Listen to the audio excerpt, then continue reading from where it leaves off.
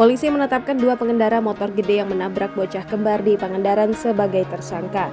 Kabid Humas Polda Jawa Barat Ibrahim Tompo mengatakan, 2 anggota Harley Davidson Indonesia Bandung itu statusnya naik dari saksi menjadi tersangka setelah melakukan gelar perkara oleh penyidik di Mapolres Ciamis. Menurutnya gelar perkara dilakukan pada Senin 14 Maret 2022 siang dan baru selesai pada malam hari pukul 19.30 waktu Indonesia Barat. Kedua pengendara motor gede itu pun kini telah ditahan di Mapolres Ciamis.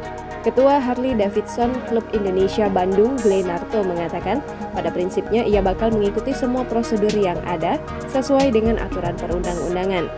Menurutnya, peristiwa yang menewaskan Hasan dan Husein merupakan musibah yang tidak diinginkan siapapun.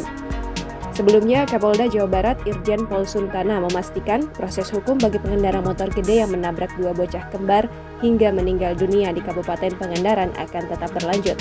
Islah antara kedua belah pihak, ujar Kapolda Jawa Barat, tak membuat proses hukum berhenti. Kapolda mengatakan sudah memerintahkan kepada Kapolres Ciamis untuk memproses hukum kedua pengendara motor gede tersebut. Jangan lupa subscribe, share, komen, dan like ya!